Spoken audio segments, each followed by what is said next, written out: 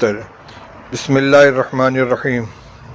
الحمدللہ رب العالمین والصلاة والسلام علی سید الانبیاء والمرسلین سیدنا و نبینا و مولانا محمد وعلی آلہ واصحابہ اجمعین، اما بعد، فاعوذ باللہ من الشیطان الرجیم، بسم اللہ الرحمن الرحیم۔ یا ایہا الذین آمنوا قوا انفسکم واہلیکم نارا وقودها الناس والحجارہ علیہا ملائکۃ غلاظ شداد لا یعصون اللہ ما امرہم ویفعلون ما یؤمرون، صدق اللہ العلی العظیم۔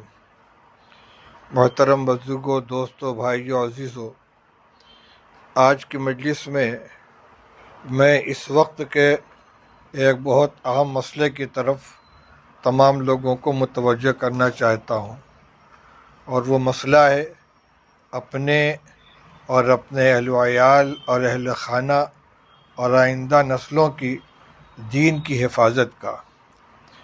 اس وقت جو ارتداد کی اور دین کے اندر تشکیک کی جو ہوا چل رہی ہے، ایسے ماحول میں بہت ضروری ہو گیا ہے کہ تمام دنیاوی ضرورتوں کے مقابلے میں انسان اس بات کی کوشش کرے اور اس کو اولیت دے کہ ہمارے اہل و عیال، ہمارے اہل خانہ اور خود اپنے ایمان کی حفاظت کی کو اولیت دی جائے۔ بہت تیزی کے ساتھ ارتداد کی ہوائیں چل رہی ہیں۔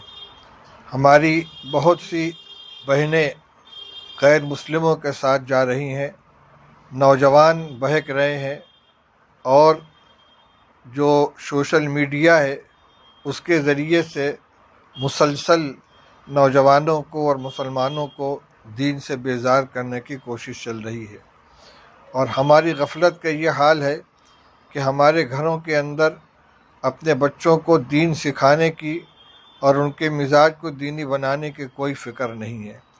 اس لیے اس چند تمہیدی جملوں کے بعد میں آپ سے گزارش کرنا چاہتا ہوں کہ جتنی فکر اپنے بچوں کے کھانے کی، کپڑے کی، علاج کی، رہائش کی کرتے ہیں، اس سے زیادہ فکر اس بات کی کریں کہ یہ بچے مسلمان بن کر جئیں اور مسلمان بن کر مریں۔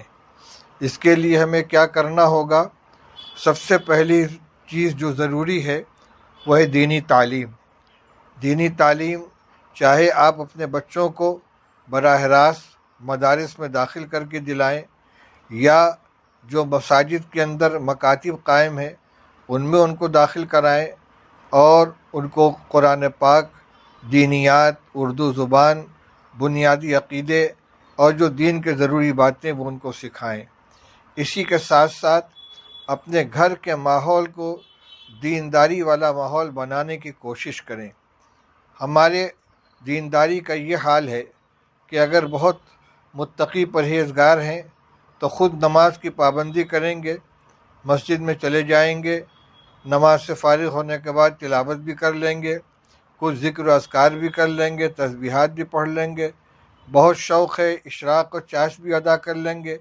لیکن گھر کے کتنے افراد نماز پڑھتے ہیں؟ عورتیں نماز ادا کرتی ہیں یا نہیں؟ بچے اور بچیاں نماز ادا کرتی ہیں یا نہیں؟ اس کی کوئی فکر نہیں رہتی۔ اس لیے ہم اپنی دینی ذمہ داری کو محسوس کرتے ہوئے اپنے گھر کے افراد کو بھی دین سے وابستہ کرنے کی کوشش کریں۔ جہاں ہمیں اپنی نماز کی فکر ہے، وہاں اس کی بھی فکر ہونی چاہیے کہ گھر کے اندر کوئی بے نمازی نہ رہے۔ رسول اللہ صلی اللہ علیہ وسلم نے تو یہ حکم دیا ہے کہ بچہ 7 سال کا ہو جائے تو اس کو نماز کا حکم دو، اور 10 سال کا ہو جائے نماز نہ پڑھے تو اس کو تنبیہ کرو، اس کو مارو۔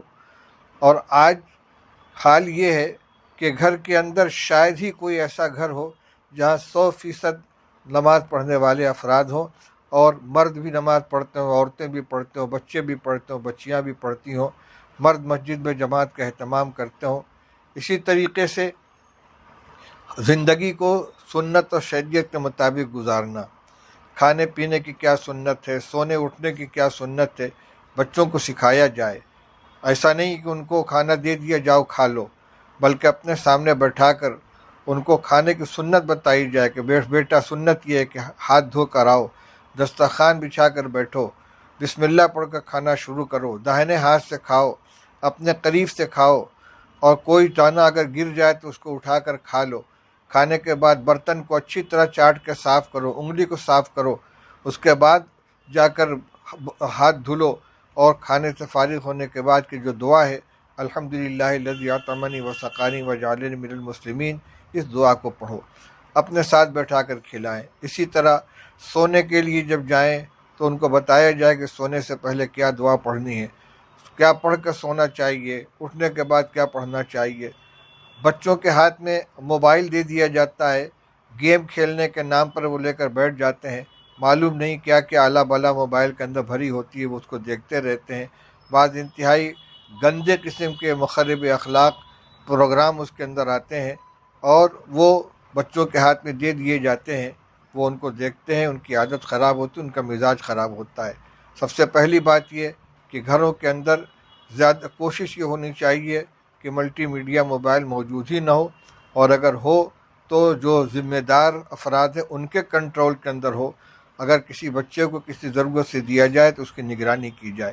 خاص طور سے جو بچیاں ہیں، اسکولوں میں مدرسوں میں پڑھنے والی بچیاں، ان کے ہاتھ میں ہرگز بڑا موبائل نہ دیا جائے۔ وہ اپنے سہیلیوں کے نام پر کس سے باتیں کرتی ہیں، کس سے ان کا تعلق ہو رہا ہے۔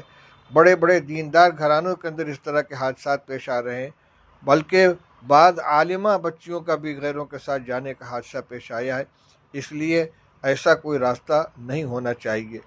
اسی طرح جو گھر کے اندر کا ماحول ہے، ہر ایک چیز کے اوپر نگاہ رکھنی چاہیے کہ ہمارا ماحول دینداری کا ماحول ہو، کوئی بچہ غیر تعلیم یافتہ نہ ہو۔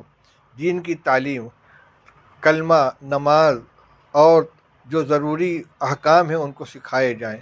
گھر کے اندر ان کو کلمہ طیبہ، کلمہ شہادت، سونے کی دعا، اٹھنے کی دعا، کھانے کی دعا، کھانے سے فارغ ہونے کی دعا، استنجا خانے میں جانے کی، استنجا خانے سے نکلنے کی، یہ سب دعائیں ان کو سکھلائی جائیں اور ان کی مشق کرائی جائے۔ اس وقت یہ ضرورت بہت اہم ہے۔ اس کے علاوہ ہمارے جو بڑے بالغ نوجوان یا اور زیادہ عمر رسیدہ لوگ اب تک دینی تعلیم سے بالکل نابلد ہیں، انہوں نے بچپن میں قرآن نہیں پڑھا ہے، تو یہ نہ سوچیں کہ اب ہمارے پڑھنے کا زمانہ چلا گیا۔ جو فکر مند حضرات ہیں، جیسے مکاتب قائم کرنے کی کوشش کرتے ہیں، اسی طرح مشورہ کر کے کسی مسجد کے اندر، کسی گھر کے اندر تعلیم بالغہ کا انتظام کریں۔ جن لوگوں نے بچپن میں قرآن پڑھا ہے اور اس کی تصحیح نہیں کی ہے، بیٹھ کر قرآن پاک کی تصحیح کریں، اور ہر ایک کو آمادہ کیا جائے کہ گھر کے اندر قرآن پاک کی تلاوت کا ماحول بنایا جائے۔ انشاءاللہ اس سے رحمت کے فرشتے آئیں گے، شیطان کو دخل اندازی کا موقع نہیں ملے گا۔ ہم اپنے معمولات کی تو پابندی کریں ہی، جس پر ہمیشہ گفتگو ہوتی رہتی ہے کہ نماز کی پابندی کریں، قرآن کی تلاوت کریں، تسبیحات کی پابندی کریں، اس کی فکر تو کر لیتے ہیں، لیکن اس وقت اپنی جو دوسری ذمہ داری ہے اس کی طرف متوجہ کرنا چاہتا ہوں۔ آج مکاتب کے قیام کی سب سے زیادہ ضرورت ہے۔ ہر مسجد کے اندر مکتب ہونا چاہیے، کوئی مسجد خالی نہیں رہنی چاہیے، اور کوئی بچہ یا بچی غیر تعلیم یافتہ نہیں رہنی چاہیے۔ اجتماعی طور سے اس کے لیے مشورے کریں، اور اللہ تعالیٰ نے جس کو جتنی صلاحیت دی ہے اس کے اعتبار سے محنت کریں۔ آج اتنی گفتگو پر میں اکتفا کرتا ہوں۔ اللہ تعالیٰ ہمیں شعور عطا فرمائے، فکر عطا فرمائے، عمل کرنے کی توفیق بخشے۔ وآخر دعوانا الحمدللہ رب العالمین۔